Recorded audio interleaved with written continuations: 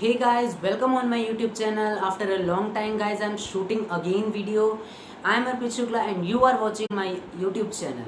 So guys, आज की video एक अवेयरनेस स्प्रेडिंग वीडियो होने वाली है। तो आपके जितने भी फ्रेंड्स हैं, आप जितने भी लोगों को जानते हैं, फैमिली आपकी, सबको ये वीडियो स्प्रेड कीजिएगा ताकि वो भी इस वीडियो को देखें and they can be secured from the covid corona virus. So guys, आज की वीडियो की टॉपिक यही है कि हम कोविड-19 से कैसे बचें, कोविड-19 वर्क कैसे करता है बॉडी में जाने के बाद, कोविड-19 के प्रिकॉशंस क्या हैं, कोविड-19 के सिम्टम्स क्या हैं। So by don't wasting the time, let's start the video guys. So guys, कोविड-19 के प्रिकॉशंस जानने से पहले आपको ये जानना चाहिए कि कोविड को हम सार्स कोविड या नोवेल कोरोना वायरस क्यों बोलते हैं। सो गाइस, कोविड को सार्स कोविड इसीलिए बोलते हैं क्योंकि सार्स कोवी एक ऐसा डिसीज है जो कि रेस्पिरेटरी डिसीज है एंड ये आया था 2002 में and this was also spreaded by the China.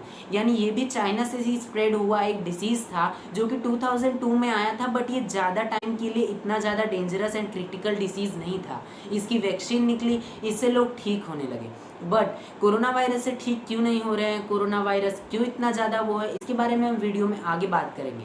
So video को बिल्कुल स्किप मत कीजिएगा। अगेन, नोवेल कोरोना वायरस इसे क्यों बोलते हैं। सो गाइज, नोवेल वर्ड एक अपने आप में ही एक ऐसा वर्ड है जो कि बताता है कि नोवेलिटी, यानी कि ऐसा डिसीज इससे पहले कभी नहीं आया था जो कि ह्यूमन की बॉडी के सेल्स को हैं उनको कंट्रोल करके अपना काम करवाता है। So guys, that is why it is called the novel corona virus. So guys, आपने ये तो जान लिया कि कोरोना वायरस को नोवेल कोरोना वायरस या फिर सार्स कोविड-19 क्यों बोलते हैं। सो अब आगे बढ़ते हैं गाइज कि कोरोना वायरस के सिम्टम्स क्या हैं। सो गाइज, कोरोना वायरस के बेसिकली 3 डिवाइडेड सिम्टम्स हैं। इसमें फर्स्ट आता है नॉर्मल एंड मेजर सिम्टम्स, यानी जिसे भी इसके थोड़े बहुत वायरसेस या फिर थोड़े वायरल फीवर आता है तो ये कोरोना वायरस के नॉर्मल सिम्टम्स क्या होते हैं।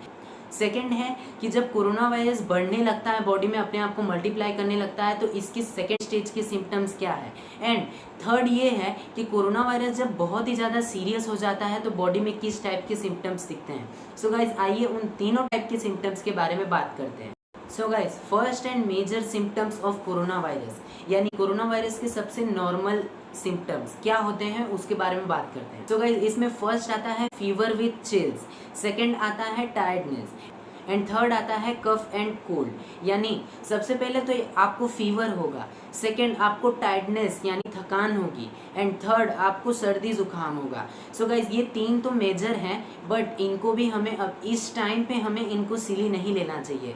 जब भी आपको ये सब चीज़ें फील हों तो आपको अपने नियरेस्ट हॉस्पिटल में आपका चेक करवाना चाहिए, ब्लड रिपोर्ट करवाना चाहिए ताकि आप सेफ्टी से रहने लगे। सो गाइज, ये तो आपने जान लिया कि कोरोना वायरस जब भी बॉडी के अंदर एंटर करता है तो सबसे फर्स्ट एंड फॉरमोस्ट हमारे सिम्टम्स क्या होते हैं, वो है fever with chills, tiredness and cough and cold.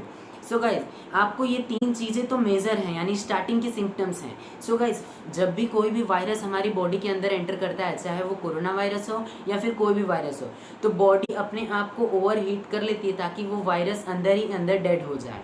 तो इसलिए हमें फीवर्स होते हैं।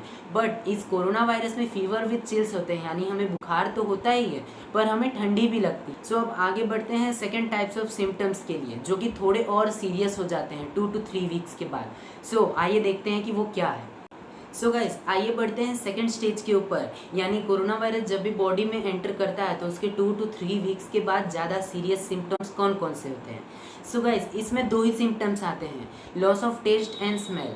यानी जब भी कोरोना वायरस बॉडी के अंदर एंटर करता है तो उसके 2 to 3 वीक्स के बाद हमें ये सिम्टम्स दिखाई देते हैं कि या तो हमें टेस्ट की चली गई होती है, या तो स्मेल चली गई होती है, या तो टेस्ट और स्मेल दोनों चले गए होते हैं। सो गाइस, ये एक और सीरियस प्रॉब्लम है।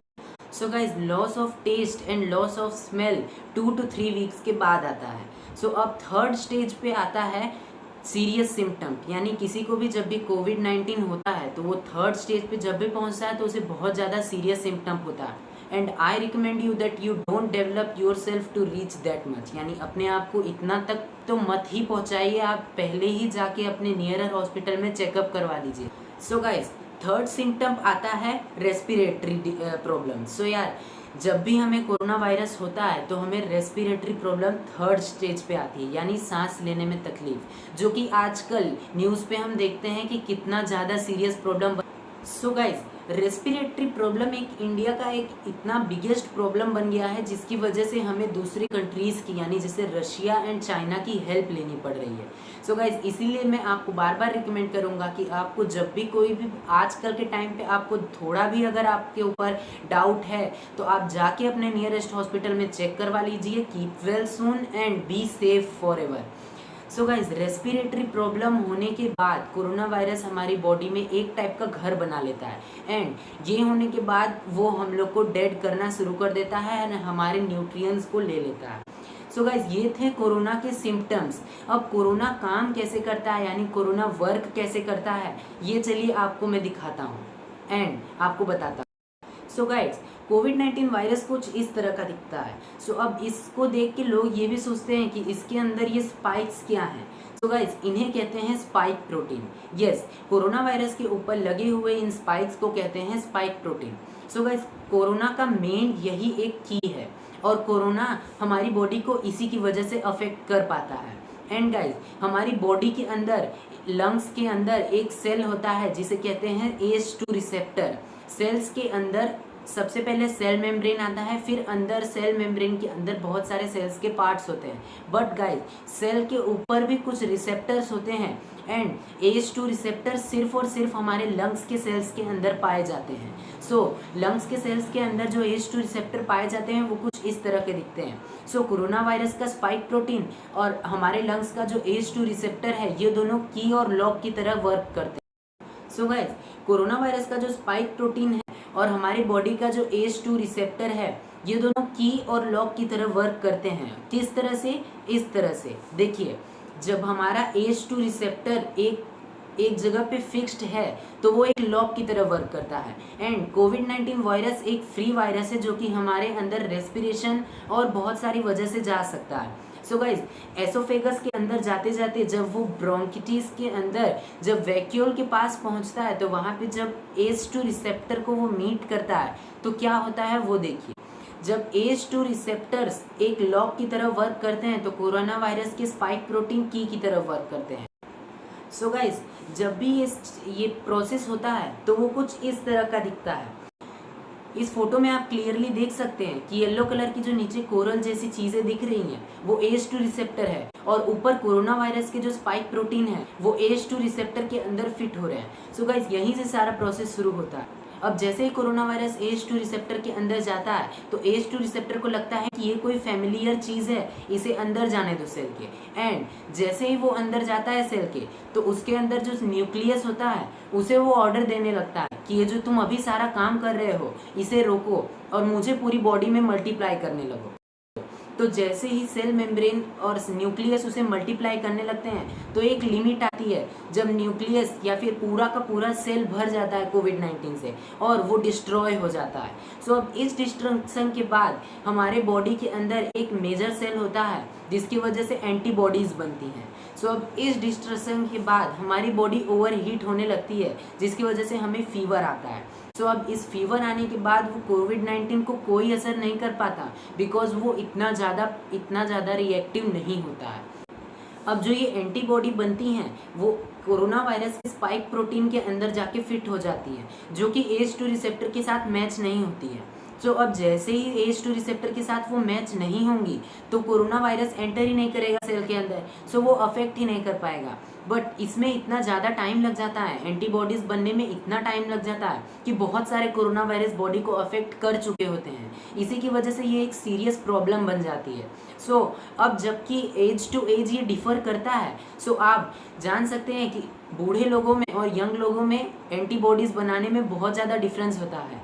जहाँ पे कि ओल्ड एज के पर्सन बहुत धीरे बनाते हैं वहीं यंग एज के पर्सन बहुत जल्दी एंटीबॉडीज़ रिकवर कर लेते हैं। इसीलिए यंग एज के पर्सन ज़्यादा अफेक्ट नहीं होते और ओल्ड एज के पर्सन जल्दी अफेक्ट हो जाते हैं। सो गाइज अब जबकि आप समझ गए हैं कि कोरोना वायरस से बनने वाली एंटीबॉडीज़ जो होती हैं वो किस तरह से काम करती हैं, सो आप ये भी समझ गए हैं कि वैक्सीन कैसे काम करती है। सो गाइस वैक्सीन भी इसी तरह से काम करती है। वैक्सीन जब भी बॉडी के अंदर एंटर करती है तो हमारे सेल्स को यानी जो एंटीबॉडी बनाने वाला सेल्स होते हैं उनको इंस्ट्रक्शंस देती हैं कि इस टाइप के भी वायरस होते हैं, सो उनके लिए ऐसी टाइप की एंटीबॉडीज़ आप प्रिपेयर करके रखना ताकि जब भी वो एंटर करें तो आप उन्हें रोक सकें। सो गाइस अब जबकि हमने ये सब जान लिया है कि कोरोना वायरस वर्क कैसे करता है, तो इसी तरह से वो किल भी करता है। जब भी हमको रेस्पिरेटरी प्रॉब्लम हो जाती है सो हमें सांस लेने में ज़्यादा तकलीफ होती है। अगर हम लोग क्लियरली ब्रीथ नहीं कर पाते सो हमारी बॉडी को एनर्जी नहीं मिलती और कोविड-19 और जल्दी काम करता है। सो गाइज, अब आइए पढ़ते हैं कि हमें क्या क्या प्रिकॉशंस मेजर में रखनी है। So first of all guys, आपको मास्क एंड सैनिटाइजर आपके दोनों पॉकेट्स में रख लेनी है। एक पॉकेट में मास्क हो गया, एक पॉकेट में सैनिटाइजर। जब भी आप बाहर निकल रहे हैं मास्क लगाइए, बाहर से घर में आ रहे हैं घर में आने से पहले सैनिटाइजर लगाइए।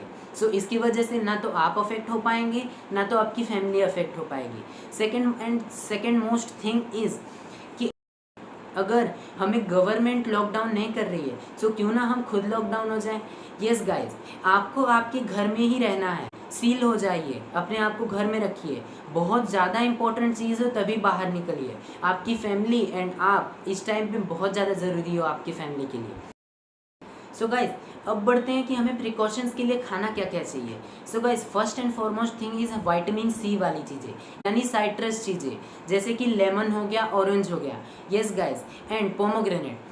ये सब चीज़ें हमारी बॉडी के लिए इतना इम्पोर्टेंट हैं क्योंकि विटामिन सी की चीज़ों की वजह से हमारे बॉडी में एंटीबॉडीज़ जल्दी बनती हैं, हमारे वाइट ब्लड सेल्स जल्दी काम करते हैं एंड इम्यून सिस्टम बहुत ही ज़्यादा जल्दी ग्रो होता है। गाइज, सेकेंड थिंग इज़ आप डिटॉक्स ड्रिंक पीजिए, जैसे कि काढ़ा हो गया, होममेड काढ़ा, ये सब बना के आप पीजिए। यूट्यूब पे बहुत सारे वीडियोज़ हैं, आप देख के बना सकते हैं। थर्ड मोस्ट थिंग इज़ कि आपको गिलोई, यानी गिलोई एक ऐसा प्रोडक्ट जिसे अमृता भी कहते हैं गाइस, यानी गिलोई एक अमृत की तरह काम करता है। गिलोई एक ऐसा प्रोडक्ट है जिसकी वजह से आपका इम्यून सिस्टम बहुत ही जल्दी ग्रो करता है and it is a natural Ayurvedic thing.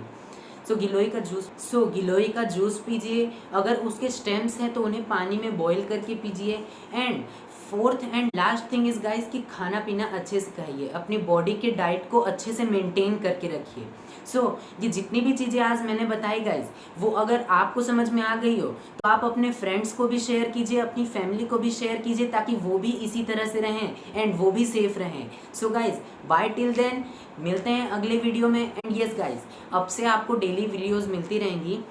Daily का लिटरल मीन मतलब आपको रोज़ तो रोज़ नहीं, बट यस रेगुलरली आपको वीडियोस मिलती रहेंगी। एंड यस गाइस, अगर आपको ये वीडियो अच्छी लगी हो तो लाइक कीजिए, खूब सारा शेयर कीजिए ताकि सबको पता चले, एंड सब्सक्राइब कीजिए मेरे चैनल को ऐसी और वीडियोस के लिए। Bye bye till then guys.